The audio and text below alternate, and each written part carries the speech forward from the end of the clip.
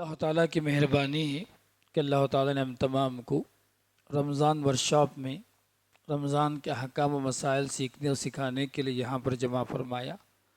اللہ سے دعا ہے کہ اللہ تعالیٰ ہم تمام کو اس مجلس کی برکتیں اور فضل و کرم اللہ تعالیٰ ہم سب کو نصیب فرمائے۔ چلتے ہیں آج کے ورکشاپ کے لیے، انشاءاللہ بہت ساری باتیں ہم بتاتے جائیں گے۔ ہر چیپٹر کے بعد اب جو بھی اگر کچھ سوالات ہیں اگر آپ کو تو آپ پوچھ لیں فوراً۔ جیسے ہی چیپٹر ختم ہوگا ہم 1-2 منٹ رکیں گے، آپ اسی 1-2 منٹ کے اندر آپ سوالات کر لیں، سوالات کر لیں، اس سے انشاءاللہ آپ کو بھی آسانی ہوگی، ہمارے لیے بھی آسانی ہوگی انشاءاللہ۔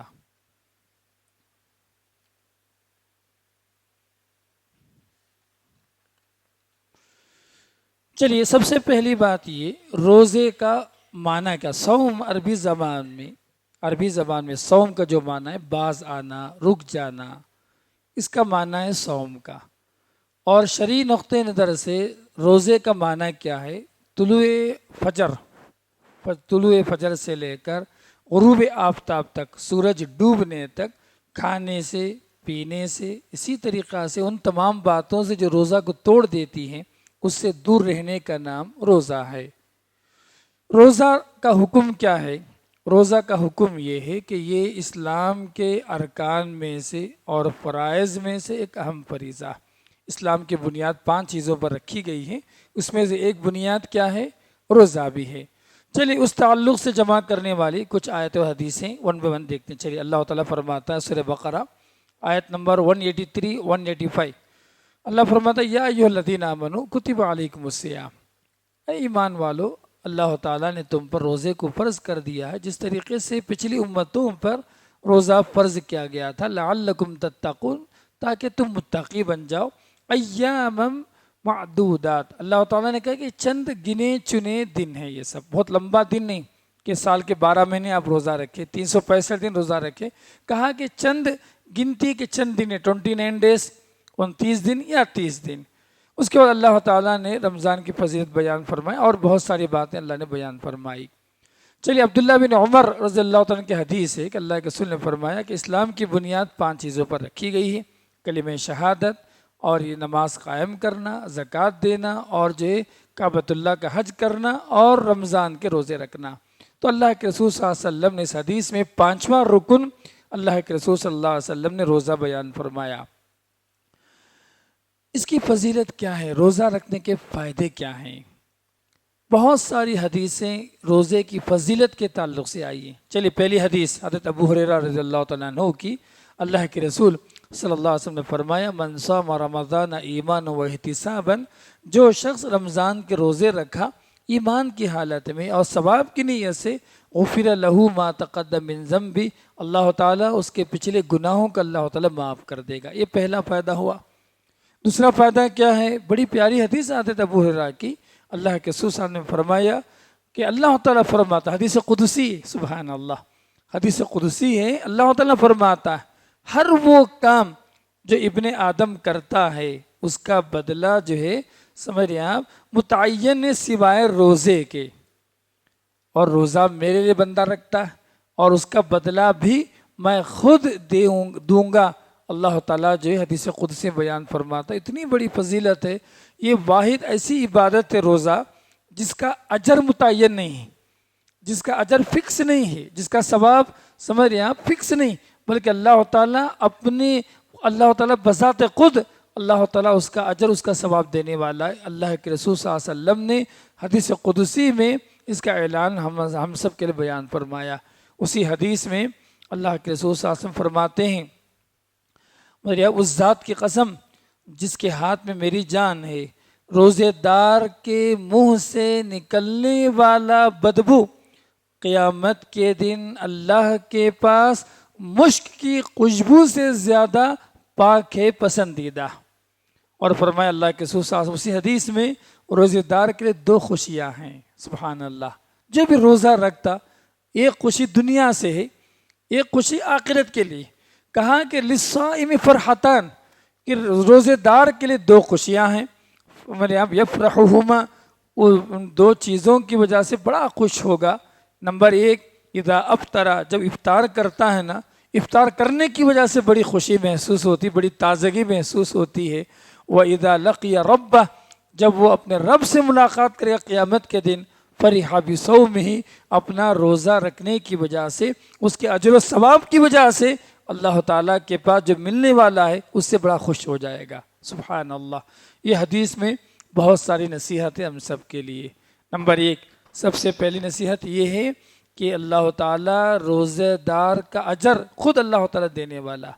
نمبر 2، دوسری بات یہ بات بیان فرمائی گئی کہ روزے دار کے منہ سے نکلنے والی بدبو، یہ بھی جو ہے سمجھیے آپ اللہ کے پاس بدبو نہیں ہے، بلکہ مشک کی خوشبو سے زیادہ اللہ تعالیٰ کے پاس جو ہے اطیب، پاکیزہ ہے، پاک اللہ کے پاس قیامت کے دن۔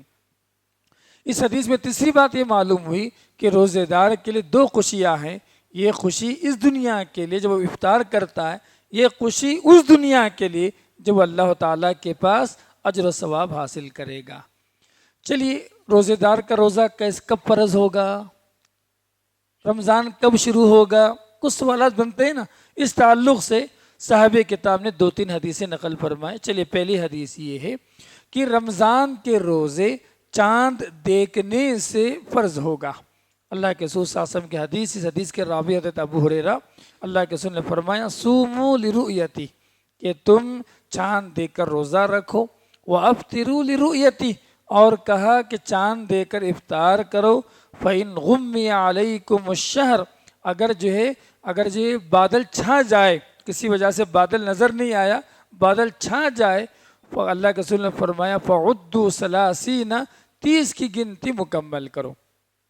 29 شعبان تھا، ہم نے جو چاند دیکھا، بادل چھایا ہوا تھا، جس کی وجہ سے چاند نظر نہیں آیا، اللہ کے رسول نے فرمایا 30 کی، شعبان کی 30 کی گنتی تم مکمل کرو، پھر اس کے بعد والا جو دن ہوگا رمضان ہوگا۔ اسی طریقے سے مہینے کا اعتبار کیسے کریں گے؟ رمضان شروع ہوا نہیں ہوا، ایک آدمی چاند دیکھا، 2 آدمی چاند دیکھا، اب رمضان شروع یا نہ، کیسے اعتبار ہوگا؟ اس تعلق سے صاحب کتاب نے 2 اہم حدیثیں نقل فرمائی۔ کہتے ہیں، ایک غور سے سنی، بڑی اہم بات بتا رہے ہیں، روزہ رکھنے کے لیے، رمضان کی شروعات کے لیے اگر کوئی بھی ایک آدمی، انصاف پسند آدمی اگر گواہی دے دے کہ میں نے چاند دیکھا ہے، سمجھ رہے ہیں آپ، اس کی رویت ثابت ہو جائے تو لہٰذا وہاں سے رمضان شروع ہو جائے گا۔ جبکہ عید منانے کے لیے ایک گواہ نہیں، 2 گواہوں کی جو ہے حدیثیں ہم کو ملتی ہیں۔ صاحب کتاب نے جو ہے ان دونوں کے درمیان کو فرق کیا ہے۔ روزہ رکھنے کے لیے ایک صاحب دین، انصاف پسند آدمی گواہی دے دے، وہ کافی ہے۔ اس کے بجائے اگر عید منانا ہو تو 2 انصاف پسند آدمی کی گواہی کا ہونا حدیثوں کے ذریعے سے معلوم پڑتا ہے۔ چلیے، اس تعلق سے 1-2-3 حدیثیں ہیں، میں آپ کو بتاتا ہوں۔ پہلی حدیث عبداللہ بن عمر رضی اللہ تعالیٰ عنہ کی ہے۔ لوگوں نے چاند دیکھا لیکن کسی کو نظر نہیں آیا۔ بہت سارے لوگ چاند دیکھے، رمضان کا چاند نظر نہیں آیا۔ فاخبرت رسول اللہ، میں نے اللہ کے رسول صلی اللہ علیہ وسلم کی اس بات کی خبر دی کہ انی رأیت، اللہ کے رسول میں نے دیکھا ہے چاند کو۔ فصام، اللہ کے رسول صلی اللہ علیہ وسلم نے خود روزہ رکھا، وامر الناس بصیامہ، اور اللہ کے رسول صلی اللہ علیہ وسلم نے لوگوں کو روزہ رکھنے کا حکم دیا۔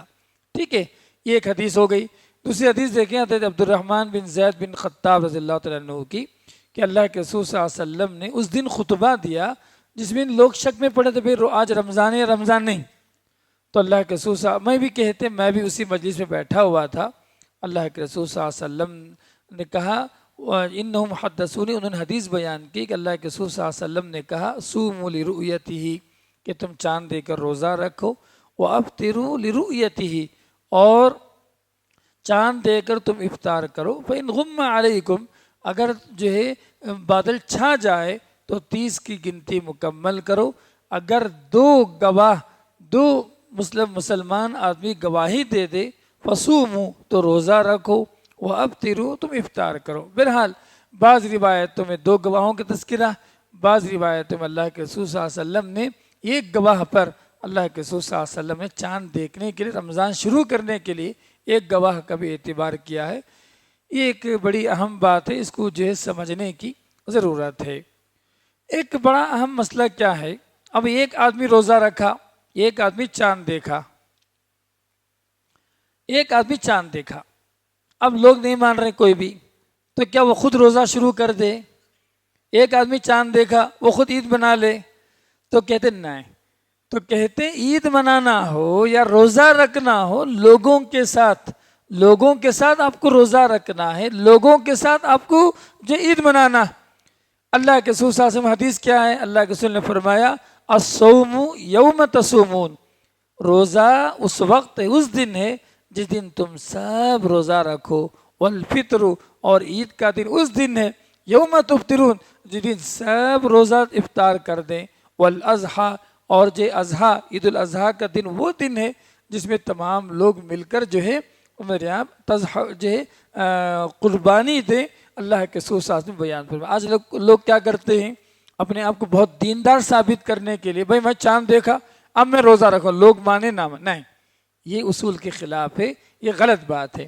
اللہ کے رسول نے کہا سب کے ساتھ رہنا، تمام اہل ایمان کے ساتھ رہنا، سب جو لوگ آپ چاند دیکھے، ہو سکتا ہے آپ کی بات کسی وجہ سے جو لوگ رد کر دی، کسی بھی وجہ سے کوئی بھی بات ہو سکتی، اس کا مطلب یہ نہیں کہ آپ دکان الگ کھول لیں، میں چاند دیکھا میں روزہ رکھوں گا، نہیں، سب کے ساتھ آپ کو کیا کرنا ہے؟ روزہ رکھنا ہے، سب کے ساتھ آپ کو عید بنانا۔ یہ اتحاد اور یہ جو ہے مل جل کر رہنے کی تعلیم اللہ کے رسول صلی اللہ علیہ وسلم نے اس حدیث میں ہم سب کو دیا۔ دیکھیے آپ، کچھ لوگ ایسے ہیں، بعض لوگ وہ کیا کرتے ہیں، اپنے پڑوس ملک کا اعتبار کرتے ہیں، ان کے ساتھ افطار کر لیتے ہیں، سب غلط ہے۔ اور ایک بات یاد رکھیں، جو ابھی بتاتا ہوں، چاند اگر سعودی عربیہ میں نظر آ گیا، عمان میں نظر آ گیا، کہیں اور نظر آ گیا، ہندوستان میں اس چاند کا اعتبار ہوگا نہیں ہوگا؟ تو کہتے ہیں کہ ہم اپنے وطن کا خیال کرنا، ہماری ٹائمنگ الگ ہے، سورج ڈوبنے کا اور جو ہے نکلنے کے اوقات الگ ہیں، موسم الگ ہے، اور آج کل لوگ کیا کر رہے ہیں، اس میں بھی بڑا غلو کر رہے ہیں، بڑے دوربین لگا رہے ہیں، آسمان بڑھ کے جا کے جو ہے چاند دیکھنے کی کوشش کر رہے ہیں، پتہ نہیں لوگ کیا کیا کر رہے ہیں۔ اللہ کے رسول نے کیا کہا، اگر جو بادل جو چھایا ہوا ہے، چاند نظر نہیں آیا، 30 کی گنتی پورا کر لو، بولے اللہ کے رسول صلی اللہ علیہ وسلم، یہ فطرت ہے، اس کو باقی رکھنے کی ضرورت ہے۔ لوگ کیا کریں، پڑوسی ملک میں نظر آیا ہم بھی منا لیں گے، یہ سب جانے کی ضرورت نہیں ہے ہم کو، ہم مکلف نہیں۔ اللہ کے رسول صلی اللہ علیہ وسلم کے زمانے میں، صحابہ کرام کے زمانے میں چاند کا بڑا اختلاف تھا، مدینے کے چاند اور شام والوں کے چاند کے درمیان بڑا فرق ہوتا تھا۔ مدینے والے ہیں نا، سمجھا 2 دن پیچھے تھے، شام والے 2 دن آگے تھے۔ عبداللہ بن عباس رضی اللہ عنہ کی حدیث میں ہم دیکھتے ہیں، اس کو محسوس کرتے ہیں اس بات کو، تو لہٰذا چاند فرق ہو سکتا۔ اب لوگ کیا کرتے، عقل لگاتے ہیں، بھائی جو ہے اگر چاند اگر ایک روزہ ہم پیچھے ہو گئے، ایک روزہ ہم آگے بڑھ گئے، 2 دن وہ لوگ عید بنا لیے، یہ سب جو ہم عقل لگا رہے ہیں، ان تمام معاملات میں عقل سے زیادہ اور ٹیکنالوجی جو آلہ پکڑے ہوئے ہیں، فون، یہ فلاں ٹیکنالوجی سے زیادہ رسول اللہ صلی اللہ علیہ وسلم کی جو نص ہے، جو تعلیم ہے، اگر آپ اس پہ عمل کریں گے تو یہ یقیناً اتحاد کا، یقیناً سکون کا اور راحت کا ذریعہ۔ اس بات پر عمل کرنے کی بڑی اہم ضرورت ہے۔ چلیے اب چاند الحمدللہ نظر آ گیا، روزہ کس پر فرض ہے؟ سوال، روزہ کس پر فرض ہے؟ تو کہتے ہیں کہ تمام مسلمان، عقل مند، بالغ، صحیح آدمی، صحیح کا مطلب تندرست اور مقیم، جو سفر پر نہیں مگر یہاں موجود ہے، مقیم ہے، ان تمام پر روزہ فرض ہے۔ یاد رکھیں آپ، تمام شرعی احکامات غیر مسلم پر فرض نہیں، جو اللہ ایک توحید ہی نہیں ہے جس کے پاس، اس کے پاس جو عبادات کہاں سے آ جائیں گی؟ تو لہذا مسلمان کو ہونا ضروری۔ تمام احکامات جو شرعی احکامات ہیں، بلوغت کے بعد، بالغ ہونے کے بعد ہی فرض کے درجے پہ پہنچتے، اس سے پہلے عادت کے لیے بچوں کو روزہ رکھوانا، یہ سب ثابت ہے۔ دوسری بات ہو گئی، ایک آدمی پاگل ہے، مجنون ہے، سمجھ رہے ہیں، اس پہ کوئی بھی عمل اس پر جو لاگو نہیں ہوتا، فرض نہیں ہوتا۔ اور اسی طریقے سے آدمی بیمار ہے، کوئی بھی بیماری ہے جس کی وجہ سے روزہ نہیں پا رہا، تو اس پہ روزہ فرض نہیں۔ آدمی سفر کی حالت میں ہے تو ایسی صورت میں بھی اس پر روزہ فرض نہیں ہے۔ چلے اس باتوں کو دلالت کرنے والی 2-3 حدیثیں ہیں۔ پہلی حدیث یہ ہے، اللہ کے رسول صلی اللہ علیہ وسلم نے فرمایا رفع القلم عن ثلاثۃ، اللہ تعالیٰ نے 3 لوگوں سے قلم کو اٹھا دیا۔ مجنون، پاگل آدمی، جب تک اس کا پاگل پن دور نہ ہو جائے، جب تک پاگل ہے اس پر شرعی احکامات لاگو نہیں ہوں گے۔ پاگل پن چھڑ گیا، اچھا ہو گیا، وہاں سے اس پر شرعی احکامات لاگو ہوں گے۔ سونے والا، جب تک کہ جو ہے سوتا رہے، جاگ نہ جائے۔ سو رہا تھا، مثال 10-11 بجے سو گیا، صبح میں ظہر کا وقت آ گیا 1 بجے، اس کو ہوش ہی نہیں، عصر کا وقت بھی گزر گیا، ہوش ہی نہیں، اس کو اتنا اچھا گہری نیند سویا، لاکھ اٹھانے کے اٹھ نہیں پایا، ٹھیک ہے، اٹھا 5:30 بجے، جب تک وہ سوتا رہا نا، ظہر کی نماز اس پر فرض نہیں ہے، عصر کی نماز اس پر فرض نہیں۔ جیسے جاگ گیا، ٹھیک ہے، اب اس کو ظہر کی نماز بھی پڑھنا ہے، عصر کی نماز بھی پڑھنا ہے۔ تو اللہ کے رسول صلی اللہ علیہ وسلم نے کہا سونے والا جب تک جاگ نہ جائے۔ اسی طریقے سے بچہ، جب تک بچہ یا بچی ہو، جب تک کہ بلوغت کی عمر کو نہ پہنچ جائے۔ تو یہ بڑی پیاری حدیث ہے۔ اسی طریقے سے اللہ کے رسول صلی اللہ علیہ وسلم نے فرمایا من اصبح مفطرا فلیتم بقیۃ یومہ ومن اصبح صائما فلیصم۔ جی، تو اس کے بعد وہ مریض والی حدیث بھی جو ہے آیت انشاءاللہ ہم بتائیں گے۔ اللہ قرآن میں کہا ومن کان مریضا او علی سفر، اگر کوئی آدمی بیمار ہو یا سفر کی حالت میں ہو، فعدۃ من ایام اخر، وہ دوسرے دنوں میں روزے کی گنتی کر لے۔ سورہ بقرہ آیت نمبر 184۔ اللہ تعالیٰ نے جو ہے اس آیت میں مریض اور مسافر کے لیے روزے کو اللہ تعالیٰ نے جو اجازت دی، رخصت دی ہے کہ وہ غیر رمضان میں انشاءاللہ روزہ رکھ لے گا۔ چلیے، ایک آدمی ایسا ہے ماشاءاللہ طاقتور ہے، سفر میں بھی روزہ رکھ سکتا، ٹھیک ہے، سفر کی حالت میں بھی روزہ رکھ سکتا ہے، تو کیا کرنا چاہیے؟ اس کو روزہ رکھنا چاہیے یا رخصت پر عمل کرتے ہوئے سفر میں روزہ چھوڑ دے؟ تو کہتے ہیں ایوما افضل الفطر من الصوم، کہتے ہیں مسافر ہو یا بیمار ہو، روزے کی کوئی تکلیف اس کو نہیں ہے، اگر روزے کی کوئی تکلیف اس کو نہیں ہے یا سفر کی کوئی تکلیف اس کو نہیں، نہ سفر کی تکلیف ہے نہ بیماری کی کوئی تکلیف ہے، تو ایسی صورت میں اس کا روزہ رکھنا زیادہ بہتر ہے۔ ہاں، اگر اس کو مشقت سفر کی صورت میں اور جو بیماری کی وجہ سے، ایسی صورت میں روزہ چھوڑ دے۔ اس حدیث کو بتانے والی، اس مسئلے کو بتانے والی کون سی حدیث ہے؟ حضرت ابو سعید خدری رضی اللہ عنہ کی حدیث ہے۔ وہ کہتے ہیں کہ اللہ کے رسول صلی اللہ علیہ وسلم کے ساتھ ہم کسی غزوے پر تھے، کسی اللہ کے رسول رمضان کی حالت میں، کچھ لوگ ہم میں سے روزہ رکھنے والے تھے، کچھ لوگ ہم سے روزے دار نہیں تھے۔ جو صحابہ کرام کی جو جماعت تھی، کچھ لوگ روزے سے تھے، کچھ لوگ روزے سے نہیں تھے۔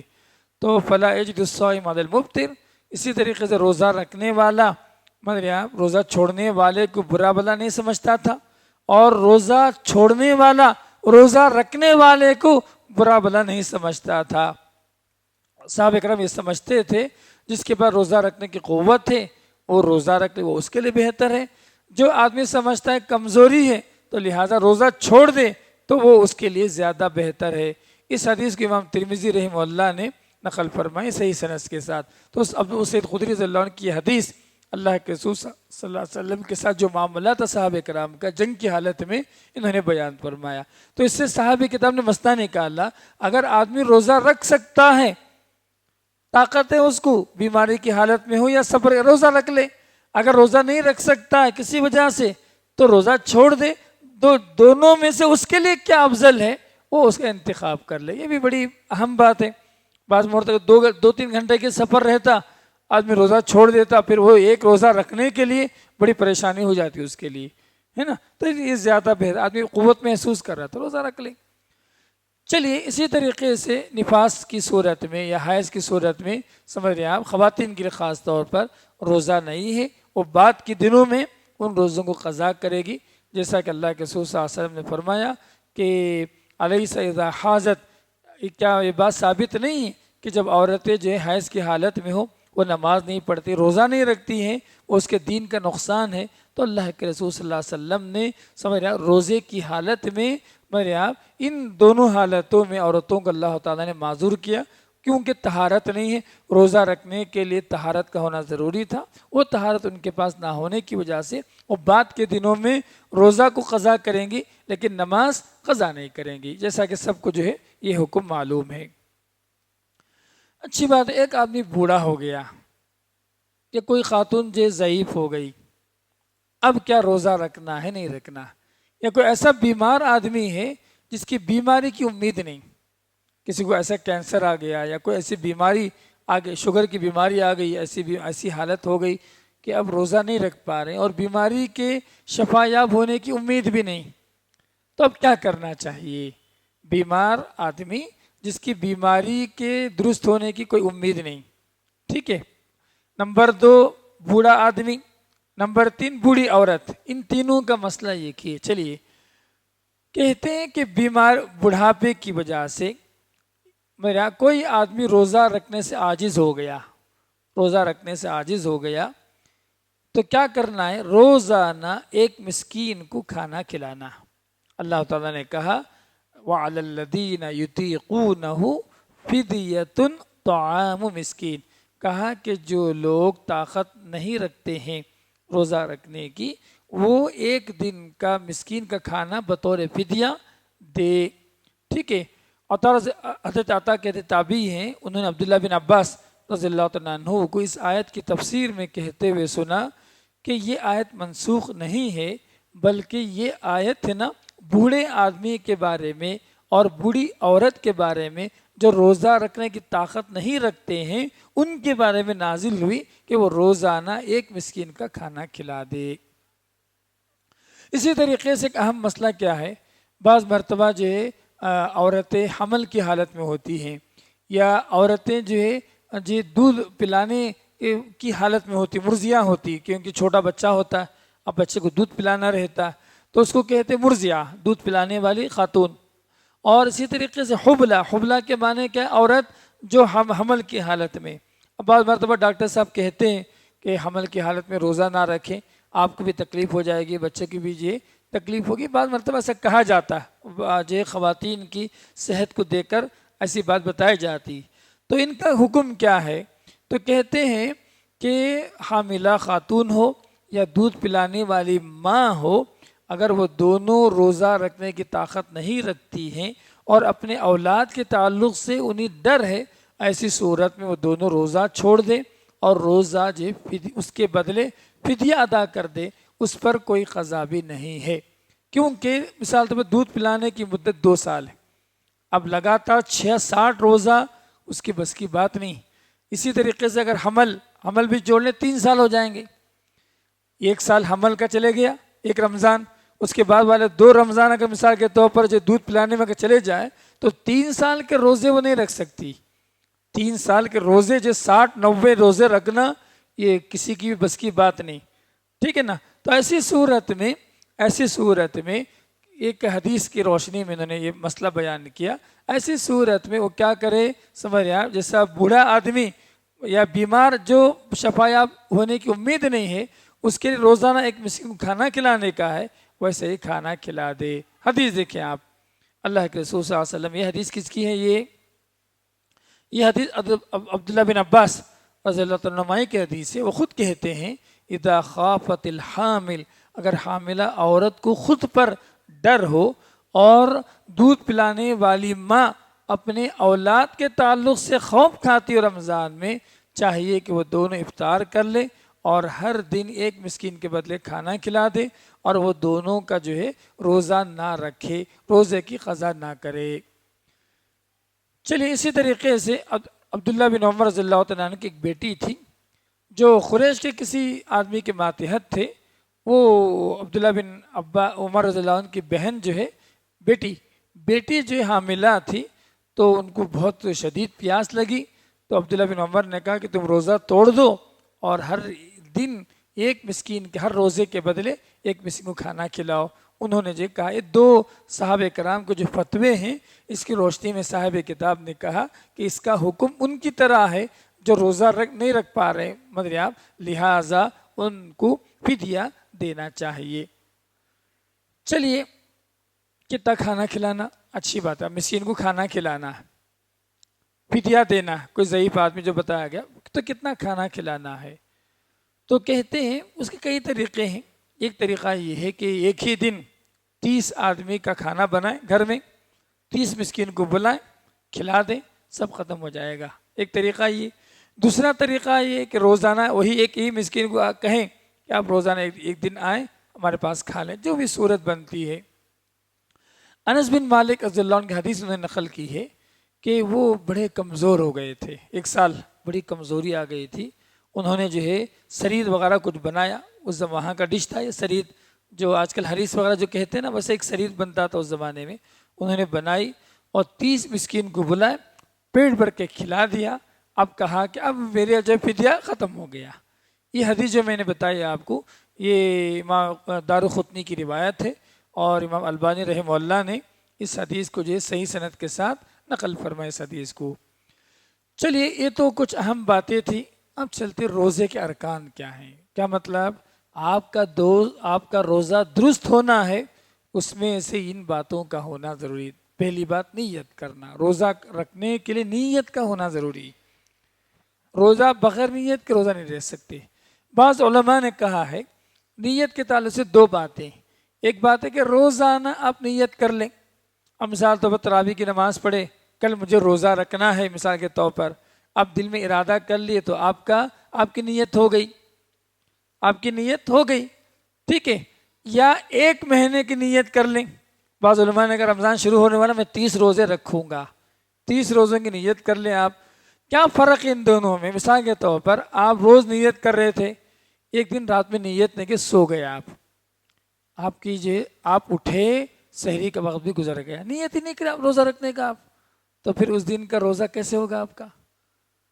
لہٰذا پورے مہینے کے ساتھ نیت کر لیں کہ میں انشاءاللہ آنے والا 30 روزے میں رکھوں گا، یا روزانہ جو ہے رات میں سونے سے پہلے آپ نیت کریں کل مجھے سحری میں اٹھنا ہے اور روزہ رکھنا ہے۔ نیت کے لیے کوئی خاص الفاظ نبی کریم صلی اللہ علیہ وسلم سے وارد نہیں ہے کہ اللہم لک صمت غدن، پتہ نہیں کیا کہ بولتے ہیں وہ دعا غلط ہے، معنی کے حساب سے بھی غلط ہے، حدیث کے حساب سے بھی غلط ہے۔ معنی میں کیا ہے، میں آج روزہ رکھتا ہوں، کل روزہ رکھتا ہوں، آج سحری کرے گا آدمی اور روزہ جو آنے والے کل کی نیت کرے گا، یہ صمت صوم غدن والے ہیں نا، وہ صحیح نہیں ہے، ٹھیک ہے نا، نہ مانن صحیح ہے نہ لفظاً صحیح ہے۔ تو نیت کیا ہے؟ دل کے عمل کو کہا جاتا، اب دل میں ارادہ کرے کل مجھے روزہ رکھنا ہے، یہ پہلی بات ہو گئی۔ دوسری بات یہ ہے کہ اور جو فجر سے پہلے، سحری ختم ہونے سے پہلے آدمی کی نیت ہونا بڑی اہم بات ہے، جو بتایا میں آپ کو، فجر کے جو سحری ختم ہونے سے پہلے آپ اٹھیں سحری میں روزہ رکھنے کے قدر آپ کی نیت ہو گئی، زبان سے ادا کرنا کوئی ضروری نہیں ہے۔ چلیے الامساک عن المفطرات، اسی طریقے سے روزے میں جو دوسرا رکن کیا ہے، طلوع فجر سے لے کر غروب شمس تک تمام کھانے پینے والی چیزوں سے، مفطرات روزہ توڑنے والی چیزوں سے آپ اپنے آپ کو جو بچائے رکھیں گے۔ اللہ نے کہا فالآن باشروہن، تم اب مباشرت کرو، وابتغوا ما کتب اللہ لکم، اللہ نے جو کچھ جو ہے تمہارے لکھا ہے اس کو تلاش کرو، کھاؤ اور پیو، یہاں تک کہ سفید دھاگا کالے دھاگے سے واضح نہ ہو جائے فجر میں، ثم اتموا الصیام الی اللیل، پھر رات تک تم روزہ مکمل کرو۔ پرانے زمانے میں سمجھ رہے آپ، دن کے ابتدا کو پہچاننے کا طریقہ اس آیت میں بتایا گیا تھا، وہ دھاگوں کے ذریعے سے جو پہچانا کرتے تھے، کنایا ہے یہ، مطلب جیسے سورج نکلنے کا وقت آ گیا، اس کو ہم کہتے ہیں فجر صادق، کیا کہتے ہیں؟ آج کل شاید میں سمجھتا 5:05 سے شاید ہمارا روزہ شروع ہونے والا، تو 5:05 کا جو وقت ہے وہ روزہ شروع ہو گیا، وہاں سے 6:25 30 جو بھی وقت ہے، آپ یہ جو 13-13.5 گھنٹے کے جو وقت ہے یہ مفطرات ہے، کوئی بھی چیز وہ 6 کام نہیں کرنا، یہ جو صبح فجر کی اذان جو اگر وقت پر دی جاتی ہے، وہاں سے لے کر وقت پر اگر جو ہے غروب آفتاب کے مغرب کی اذان دی جاتی ہے، ان اوقات میں 6 کام نہیں کرنا آپ، اگر 6 کام کریں گے آپ کا روزہ ٹوٹ جائے گا۔ نمبر 1، جان بوجھ کر کھانا پینا نہیں، اگر بھول کر کھا لیا اس پر کوئی قضا نہیں، اگر آدمی یاد نہیں تھا اچانک بچے کرتے ہیں ایسا، اسکول سے تھک گیا پانی پی لی کچھ بھی، ٹھیک ہے، جب معلوم پڑ گیا رک جانا چاہیے۔ اللہ کے رسول نے فرمایا من نسیا، جو آدمی بھول گیا روزے کی حالت میں، وہ کھا لیا اور پی لیا، وہ اپنا روزہ مکمل کرے، کیونکہ اللہ نے اس کو کھلایا ہے، اللہ نے اس کو پلایا۔ یہ پہلی بات ہو۔ دوسری بات، جان بوجھ کر الٹی کر دیا، انگلی ڈال کر جان بوجھ کے الٹی کرا، اگر اس کا روزہ فاسد ہو گیا، خراب ہو گیا، سمجھ رہے آپ، اور اس پر قضا کرنا ضروری ہے، سمجھ رہے آپ۔ ہاں اگر جو ہے کھٹا پانی کچھ نکل آیا، تھوک نکل آیا، اس سے روزہ نہیں ٹوٹتا۔ دو باتیں ہیں، اگر جو جان بوجھ کر الٹی کرا آدمی تو اس طریقے سے اس کا روزہ ٹوٹ جائے گا، جان بوجھ کر نہیں کیا، ایسے ہی نکل گیا فطری طور پر، ایسیڈیٹی کی وجہ سے، کسی اور وجہ سے، اس سے اس کا روزہ نہیں ٹوٹے گا اور اس کو کفارہ بھی نہیں۔ اللہ کے رسول نے فرمایا من زرع القیء، جو آدمی اپنی انگلیاں ڈال کر الٹی کر دے، فلیس علیہ قضاء، نہیں جس کی الٹی ہو جائے اس پر کوئی قضا نہیں ہے، جس نے جان بوجھ کر الٹی کروائی، الٹی کی، اس پر روزہ فرض جو ہے ادا کرنا۔ اسی طریقے سے خواتین کے لیے روزے کی حالت میں وہ حائضہ ہو گئی یا روزے کی حالت میں نفاس والی اگر ہو گئی، ان دونوں صورتوں میں اس کا روزہ فاسد ہو جائے گا۔ اور آخری بات اللہ کے رسول صلی اللہ علیہ وسلم کی جو بات ہے، چھٹی بات جو ہے وہ یہ ہے کہ جمع کر لیا، اگر جب بیوی سے قریب ہو گیا روزے کی حالت میں، ایسی صورت میں اس کا روزہ جو فاسد ہو جائے۔ قرآن میں آیا، اللہ کے رسول صلی اللہ علیہ وسلم نے، سمجھ رہے آپ، ایک بڑی لمبی حدیث ہے کہ روزے کی حالت میں ایک آدمی نے جو ملاقات کر لی، بیوی سے قریب ہو گیا، اللہ کے رسول صلی اللہ علیہ وسلم نے قرآن میں کہا کہ 60 لگاتار جو ہے 2 مہینہ لگاتار روزہ رکھنا، یہ اس کا کفارہ ہے۔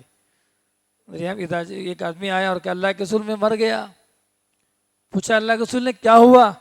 کہا کہ میں بیوی سے قریب ہو گیا روزے کی حالت میں، تو اللہ کے رسول بولے ایک گردن کو تم آزاد کرتے ہو؟ کہا کہ میرے پاس طاقت نہیں۔ اچھا 2 مہینے کا لگاتار 2 مہینے کا روزہ رکھ سکتے ہو؟ کہ اللہ کے رسول وہ بھی میری طاقت نہیں۔ تو اللہ کے رسول نے کہا کہ 60 مسکینوں کو 60 مسکینوں کو کھانا کھلا سکتے ہو؟ تو آدمی کہا کہ نہیں۔ پھر اسی دوران جو ہے نبی کریم صلی اللہ علیہ وسلم کو بیت المال میں سے کھجور آیا، اللہ کے رسول صلی اللہ علیہ وسلم نے اس کو ایک ٹوکرا کھجور دیا اور کہا کہ کچھ جو ہے یہ مسکینوں میں بانٹ دو۔ اللہ کے رسول صلی اللہ علیہ وسلم نے کہا اس کو لے جاؤ، اس کو مسکینوں میں بانٹ دو۔ تو اس حدیث سے معلوم پڑا کہ اگر کوئی آدمی بیوی سے قریب ہو گیا روزے کی حالت میں، سمجھ رہے آپ، تو سمجھ جائیے، سمجھ رہے آپ، اس نے بڑا کام کیا۔ اب اس کا کفارہ کیا ہے؟ ان تینوں میں سے کوئی نہ کوئی ایک کرنا ہی کرنا ہے، یا تو گردن آزاد کرنا ہے، غلام کو آزاد کرنا ہے، یا 2 مہینہ لگاتار روزے رکھنا ہے، یا نہیں تو 60 مسکینوں کو کھانا کھلانا ایک روزے کے بدلے۔ چلیے کچھ روزے کے آداب ہیں۔ پہلی بات کیا ہے؟ سحری کرنا۔ اکثر لوگ کیا کرتے ہیں، ہم لوگ سحری کرنے میں یہاں تو عجیب و غریب معاملہ، کچھ لوگ رات کے 12 بجے سحری کرتے اور کھا کے سو جاتے۔ یہ سب طریقہ نہیں۔ سحر کس کو کہتے ہیں؟ رات کے آخری پہر کو۔ آپ اللہ کے رسول صلی اللہ علیہ وسلم نے فرمایا تسحروا، تم سحری کرو، سمجھ رہے آپ، اگرچہ کہ ایک گھٹ پانی سے ہی، سحری کے آخری وقت میں اٹھ کر ایک گھٹ پانی سے ہی پی لو آپ، یہ سحری کے درجے میں آ گیا۔ اللہ کے رسول نے کہا تسحروا، تم سحری کرو، فإن فی السحور برکہ، کہ سحری کرنے میں بہت برکتیں ہیں۔ لہٰذا ہمارا ٹائم ٹیبل کھانے پینے کے جو آداب ہیں اس کا ملحوظ رکھنا چاہیے۔ اور سحری جو ہے بہت پہلے نہیں کرنا، آخری وقت میں کرنا، یہ بھی مستحب ہے۔ اللہ کے رسول صلی اللہ علیہ وسلم کے زمانے میں زید بن ثابت فرماتے ہیں کہ ہم اللہ کے رسول صلی اللہ علیہ وسلم کے ساتھ سحری کرتے تھے، پھر نماز کے لیے کھڑے ہو جاتے تھے۔ میں نے پوچھا کہ اذان اور سحری کے درمیان کتنا وقت ہوتا تھا؟ وہ کہتے تھے 50 آیتیں پڑھنے کے برابر جو ہے میرے یہاں وقت ہوتا تھا۔ آخری وقت میں ایک 10-15 منٹ 20 منٹ سمجھ جائیں آپ، یہ وقت میں جو سحری کر لینا چاہیے، جیسا کہ صحابہ کرام کیا کرتے تھے۔ آدمی سحری کر رہا تھا، ہاتھ میں 2-3 نوالے تھے، سحری کر رہا تھا، ہاتھ میں جو پانی کا باٹل تھا، ٹھیک ہے، اذان ہو گئی، سحری کا وقت ختم ہو گیا، کیا کرنا؟ اس میں کرنا یہ ہے کہ ہاتھ کا جو لقمہ ہے، ہاتھ میں جو پانی ہے وہ اتنا پی سکتے آپ، برتن خالی نہیں کرنا پورا، ہاں میں اذان ہو رہی ہے ہم پورا کھا لیں گے، ایسا نہیں۔ حدیث کے الفاظ پہ غور کریں آپ، اللہ کے رسول صلی اللہ علیہ وسلم نے فرمایا اذا سمع احدکم النداء، تو جب تم میں سے کوئی آدمی اذان کی آواز سنے، والاناء علی یدہ، اس کے ہاتھ میں برتن ہو، اس کے ہاتھ میں برتن ہو، نوالا ہو، فلا یضعہ، اس کو نیچے نہ رکھے یہاں تک کہ اس نوالے کو کھا لے. ہاتھ میں جو چیز وہ کھا لینا. ٹھیک ہے. پورا برتن جو ہے پلیٹ صاف کرنا اس حدیث کا معنی اور مفہوم ہرگز نہیں ہے. پھر جو ہے 2 گھنٹے چلے جائیں گے ہے نا. اب پلیٹ صاف کرنے بیٹھا اگر ہڈی چوسنے لگا تو پھر کیا ہوگا؟ فجر کی اذان مغرب بھی ہو جائے گی پھر بیٹھ کے. تو وہ مطلب نہیں ہے کہ جو نوالا ہاتھ میں ہے اس کو مکمل کر لے. جی اسی طریقے سے روزے کی حالت میں گناہ کا کام نہیں کرنا. رفث، شادی بیاہ کی باتیں نہیں کرنا. لغو، بیکار ٹائم پاس والی باتیں نہیں کرنا. سمجھ رہے آپ؟ ہر وہ کام، ہر وہ بات جو روزے کو خراب کر دے، روزے کے مقصد کو برباد کر دے، ان تمام کام میں نہیں لگنا. بڑی پیاری حدیث اللہ کے رسول نے فرمایا اذا کان یوم صوم احدکم، جب تم میں سے کوئی آدمی جو ہے روزہ رکھے، فلا یرفث، شادی بیاہ کی مطلب آپ یہ نکاح وغیرہ کی باتیں ہیں نا، یہ سب نہ کرے. ولا یسخب، گالی گلوچ نہ کرے. ولا یجہل، نادانی کی باتیں نہ کرے. سمجھ رہے آپ؟ اگر کوئی آدمی گالی دے یا لڑائی کرنے آئے تو کہہ دینا انی صائم، میں روزے دار ہوں. کوئی آدمی بولا ارے کیسا روزہ رکھے آپ، کچھ بھی بولا، ہم بھی گالی دیا، ہم سے لڑائی کرنا چاہ رہا. سمجھ رہے آپ؟ روزے کی جو سب سے بڑی تربیت کیا ہے، اس حدیث کی روشنی میں غور کریں. 2 منٹ غور کریں. اس حدیث کی روشنی میں روزے کی سب سے بڑی تربیت یہ ہے، سمجھ رہے آپ، غلط ماحول میں اپنے آپ کو سیف اور جو ہے صحیح رکھنا. ہم کو لوگ غلط باور کرا رہے ہیں، ہمیں گالی دے رہے ہیں، ہم سے لڑائی کرنا چاہ رہے ہیں، لیکن ہم اپنے آپ سے باہر نہیں جانا. Self control. روزے کا جو سب سے بڑا فائدہ اس حدیث میں، جو سب سے بڑی جو تربیت ہے روزے کی، سیلف کنٹرول ہے. تو ورنہ زندگی میں کیا ہوگا، ہر بات ہم ریاکشن کرتے جائیں، ہر بات ہم ریئیکٹ کرتے جائیں، سمجھ رہے ہیں آپ، پھر ہم خود نہیں رہیں گے کچھ بھی. ہم اپنی اصلیت کھو دیں گے، اپنے اچھے اخلاق کو کھو دیں گے. یہ بڑی اہم تربیت. ایک آدمی آ کے گالی دیا، کوئی بات نہیں، جاؤ بھائی میں روزے سے ہوں. مارا، کوئی بات، میں روزے سے ہوں. اللہ کے رسول صلی اللہ علیہ وسلم نے یہ تربیت فرمائی. کہا ان شاتمو احد، اگر کوئی تمہیں گالی دے، او قاتلہ، یا لڑائی کرنے کے لیے آئے، فلیقل، وہ کہہ دے انی صائم، میں روزے سے ہوں. ایک وجہ یہ بھی ہے، آدمی بھوک کی حالت میں رہتا ہے، پیاس میں اب کھانا پینا نہ کھانے کی وجہ سے سمجھ رہے آپ بہت شارٹ ٹیمپر ہو جاتا موسٹ. روزے میں نا بہت جلدی غصہ آتا. تو یہ تربیت ہے اپنے غصے کو قابو میں رکھنے کے لیے. اللہ کے رسول نے کہا کہ انی صائم، کہہ دو کہ میں روزے سے ہوں. اسی طریقے سے رمضان میں کیا کرنا، خوب صدقہ خیرات کرنا، اور جو خوب قرآن مجید کی تلاوت کرنا. اللہ کے رسول صلی اللہ علیہ وسلم کی بڑی پیاری حدیث ہے، عبداللہ بن عباس رضی اللہ تعالیٰ عنہ کی حدیث ہے کہ نبی کریم صلی اللہ علیہ وسلم خیر کو میرے آپ کیا کہتے، صدقہ و خیرات لوگوں میں سب سے زیادہ سخی تھے. سبحان اللہ، لوگوں میں سب سے بڑا سخی تھے. اور رمضان میں آپ کی سخاوت ہے نا اور بڑھ جاتی تھی. کیسے؟ ہین یلقاہ رمضان، جب یلقاہ جبرائیل، جب جبرائیل ملاقات کرتے، اور جبرائیل علیہ الصلوۃ والسلام جب رمضان میں ہر رمضان ملاقات کرتے تھے، یہاں تک کہ یہ رمضان کا مہینہ ختم ہو گیا، قرآن مجید پڑھ کر سنایا کرتے تھے. اور جو ہے کہا کہ اللہ کے رسول صلی اللہ علیہ وسلم تیز آندھی سے بڑھ کر صدقہ خیرات کیا کرتے. ایک ہی حدیث میں رسول اللہ صلی اللہ علیہ وسلم کے 2 عمل کو بتایا گیا رمضان میں. ایک عمل کیا ہے؟ ایک عمل ہے صدقہ خیرات کرنا. آندھی، تیز آندھی کی طرح اللہ کے رسول صلی اللہ علیہ وسلم صدقہ خیرات کیا کرتے تھے. کیوں؟ کبھی غور کریں آپ نے، روزے کا اور صدقہ خیرات کا دونوں کا فائدہ ایک ہی ہے. اللہ تعالیٰ روزے سے بھی جہنم کی آگ سے بچاتا ہے، اور صدقہ خیرات سے بھی جہنم کی آگ سے اللہ تعالیٰ بچاتا ہے. دونوں عمل، صدقہ خیرات کرنا اور روزہ رکھنا، یہ دونوں عمل جو ہے جہنم کی آگ سے بچانے والے ہیں. سبحان اللہ. تو اللہ کے رسول صلی اللہ علیہ وسلم رمضان میں خصوصی طور پر صدقہ و خیرات کیا کرتے تھے. اسی طریقے سے اب رمضان میں ماشاءاللہ جو افطاری کا وقت قریب آ گیا، تو جلد افطار کرنے کا مطلب کیا ہے؟ وقت پر افطاری کر لینا. 6 بج کر مثال کے طور پر 30 منٹ 35 منٹ 25 منٹ جو بھی وقت ہے افطار کا، جیسے ہی سورج ڈوبنے کا سن سیٹ سن رائز کا وقت رہتا ہے آپ کو، تو سن سیٹ کا جو وقت ہے آپ دیکھ لیں پوری دنیا کے تمام اخبار میں ہندوستان کے ایک ہی وقت رہتا ہے، 2 وقت نہیں رہتا آپ کو۔ 6 بج کر اگر 32 منٹ ہے 6 بج کر 32 ہی رہتا، میرے یہاں 33 نہیں رہتا، میرے یہاں 34 نہیں رہتا، 40 نہیں رہتا۔ اب لوگ کیا کرتے ہیں، بعض لوگ 7 منٹ 9 منٹ 10 منٹ جو تاخیر سے روزہ کھولتے ہیں۔ ایسے لوگوں کے لیے رسول اللہ صلی اللہ علیہ وسلم کی حدیث ہے، بڑی پیاری حدیث ہے یہ۔ اللہ کے رسول صلی اللہ علیہ وسلم نے فرمایا، دیکھیں اب لا یزال الناس بخیر، کہ لوگ ہمیشہ اچھے حالت پر خیر پر رہیں گے، بھلائی پر رہیں گے۔ کب؟ ما عجل الفطرہ، جب تک وہ لوگ افطار کرنے میں جلد بازی کریں گے، افطار کرنے میں جو ہے سمجھ رہے ہیں آپ وقت کا خیال رکھیں گے۔ افطار کرنے میں جلد بازی کا مطلب وقت سے پہلے افطار کرنا نہیں ہے نا، اس کا مطلب یہ نہیں کہ وقت ہونے سے پہلے آپ افطار کر لیں، یہ معنی نہیں، وقت پر افطار کریں۔ کیونکہ میں بڑا پہلوان ہوں، بڑی طاقت ہے، 6 بجے نہیں میں رات کے 9 بجے افطار کروں گا، یہ گھمنڈ، یہ کبر، سمجھ رہے آپ، یہ چیزیں انسان کو بگاڑ دیتی، خراب کر دیتی۔ تو یہ عاجزی، جب تک اللہ کا حکم تھا ہم روزے کھانے پینے سے رکے رہے، اب اللہ کا حکم ہو گیا کھانے پینے کا، اب دوڑو کھانے پینے کی طرف، جلد بازی کرو، دوڑ لگاؤ، یہ عاجزی ہے۔ تو سبحان اللہ، یہی تربیت اللہ کے رسول صلی اللہ علیہ وسلم کی حدیث جو ہے ہم کو دیتی ہے۔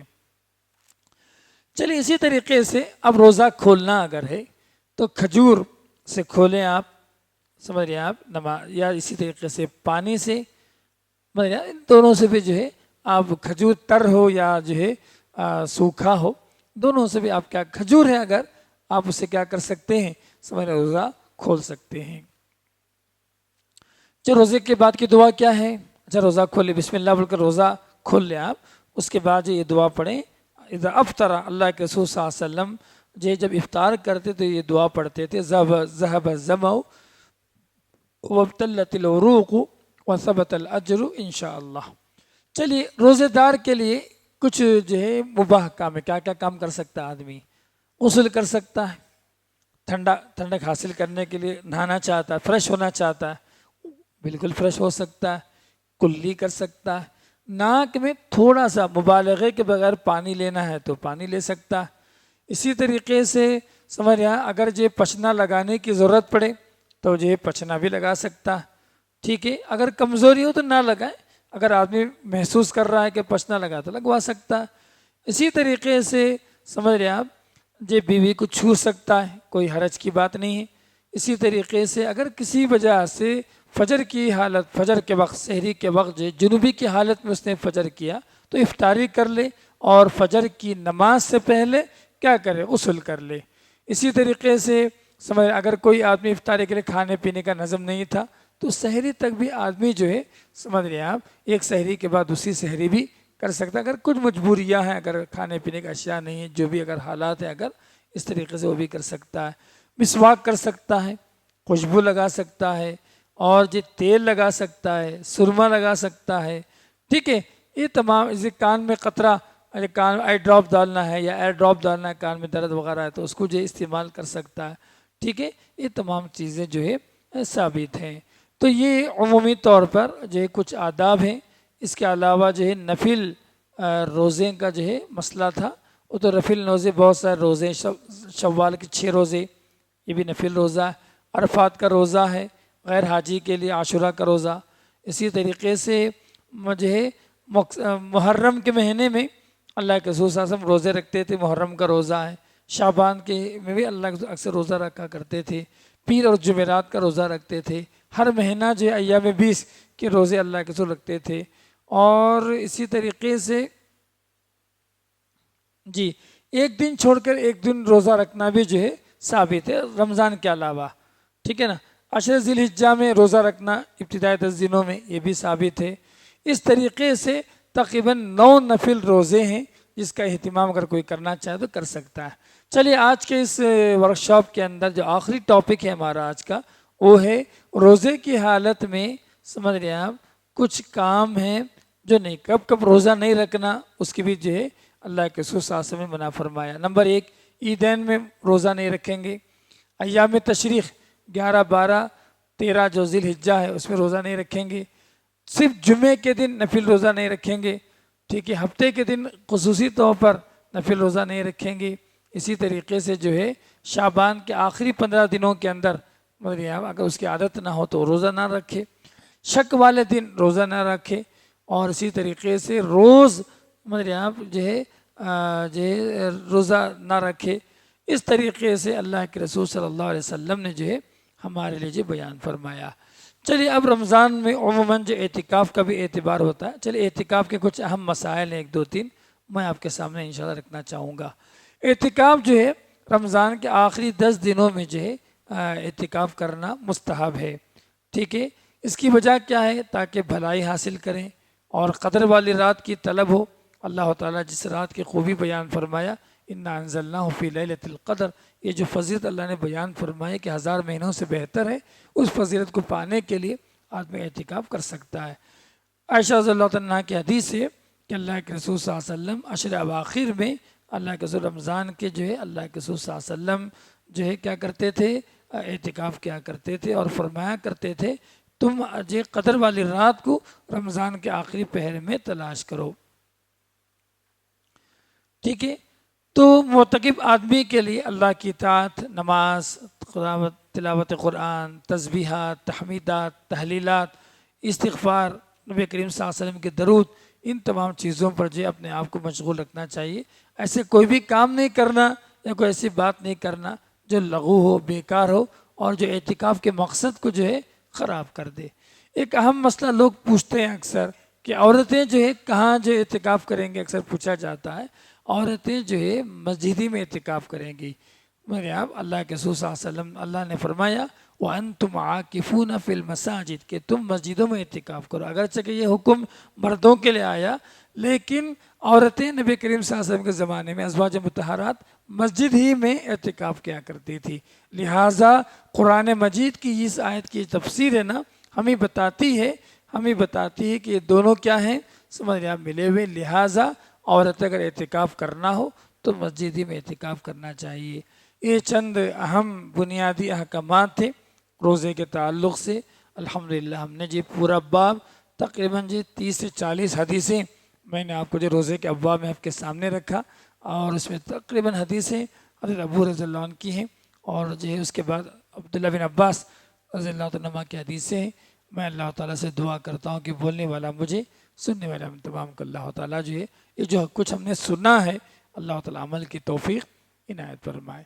چلیے اس درس کا آخری جو پیغام ہے کہ رمضان کی تیاری کے لیے ہم کیا کرنا چاہیے، تو رمضان کی تیاری میں 4 باتوں کا خیال کہ رمضان آنے سے پہلے اب نمبر 1 سب سے پہلے اللہ تعالیٰ سے عمل کی دعا کریں، یا اللہ تو مجھے رمضان دے، تلاوت قرآن کا موقع دے، جو بھی اللہ سے دعا مانگے، یہ پہلی بات۔ نمبر 2 پکا ارادہ کریں، مجھے روزہ رکھنا ہے، تراویح پڑھنا ہے، قرآن پڑھنا ہے، ذکر کرنا ہے، یہ کرنا ہے، وہ کرنا ہے، ان تمام کا پکا ارادہ کریں۔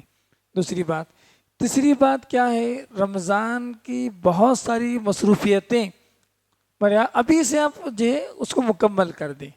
اب رمضان میں کپڑے لینے جائیں گے، رمضان میں جوتے لینے جائیں گے، تو بہت سارا وقت سمجھ رہے ہیں آپ بیکار چلے جائے گا، جس میں ہم اللہ کی بات نہیں کر سکتے۔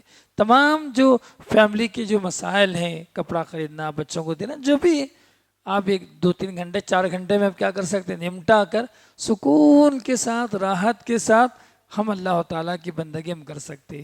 اکثر ہوتا کیا ہے، لوگ کیا کرتے ہیں، ماشاءاللہ افطاری کر کے گھر سے نکلتے ہیں، سمجھ رہے ہیں آپ، یہ دکان چڑھے اترے، وہ دکان، رات بھر چپل گھستے رہتے ہیں، میرے آپ اب سحری کا وقت ہو گیا، وہیں کھچڑی کھٹا کھائے آ کے سو گئے۔ پوری رات جو ہے دنیا حاصل کرنے کے لیے، دنیا کی چیزوں کی راتیں گزر گئی۔ بہت بڑا حصہ ایسے ہی لوگوں کا، ایسا لگتا ہے کہ شاپنگ کا مہینہ ہے رمضان۔ رمضان کا ایک بڑا اہم مقصد ہے، بھی بتاؤں گا میں آپ کو، چوتھی بات میں بتاؤں گا آپ کو۔ جتنی مصروفیتیں، الحمدللہ میں ساری چیزیں ابھی ختم کرا دیا۔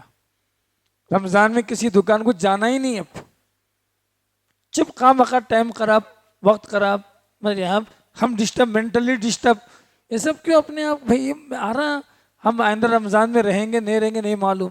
یہ جو اللہ تعالیٰ نے جو رمضان دے رہا ہے انشاءاللہ، اسی میں ہم جتنا ہم اللہ کے سے ڈر سکتے ہیں، بات کر سکتے ہیں، ویسے ہی خود عبادت کر لیں ہم بیٹھ کر. لہٰذا جو ہے اس کا اہتمام، تو بے جا تمام مصروفیتیں، جو بھی مصروفیتیں ہو سکتی ہیں آپ کی، آپ کو لگتا ہے ہم ابھی ختم کر سکتے 2-3 دن کے اندر، سب کلوز کر دیں، جانا ہی نہیں ادھر.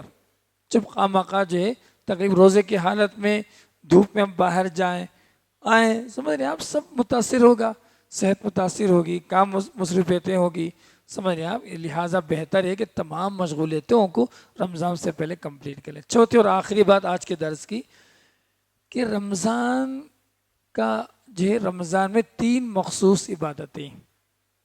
چوتھی بات جو بتا رہا ہوں، بڑی اہم بات بتا رہا ہوں آج کے درس کی آخری بات. چوتھی بڑی اہم بات یہ ہے کہ رمضان آ رہا ہے تاکہ ہم اللہ تعالیٰ سے استغفار کر لیں. مغفرت کا مہینہ ہے رمضان، تو مغفرت والے کام میں لگے رہنا، ہم کو مغفرت والے کام میں لگے رہنا. ابو سعید خدری کی روایت ہے، اللہ کے رسول نے فرمایا وہ آدمی برباد ہو گیا، وہ آدمی برباد ہو گیا، وہ آدمی برباد ہو گیا. کون؟ اللہ کے رسول نے جس کے پاس رمضان کا مہینہ آیا اور رمضان کا مہینہ گزر بھی گیا، اس کی مغفرت نہیں ہو سکی، برباد ہو گیا. بولے اللہ کے رسول صلی اللہ علیہ وسلم. تو رمضان کا جو مائنڈ سیٹ کیا ہونا ہے ہم کو، صبح سے لے کر شام تک پورے 30 دنوں کے اندر، یا اللہ یہ مغفرت کا مہینہ ہے، تو مجھے معاف فرما دے، تو میری مغفرت کر دے. روزے کے انعام کیا ہے؟ مغفرت. تراویح پڑھنے کے انعام کیا ہے؟ مغفرت. اعتکاف میں شب قدر تلاش کرنے کا انعام کیا ہے؟ مغفرت.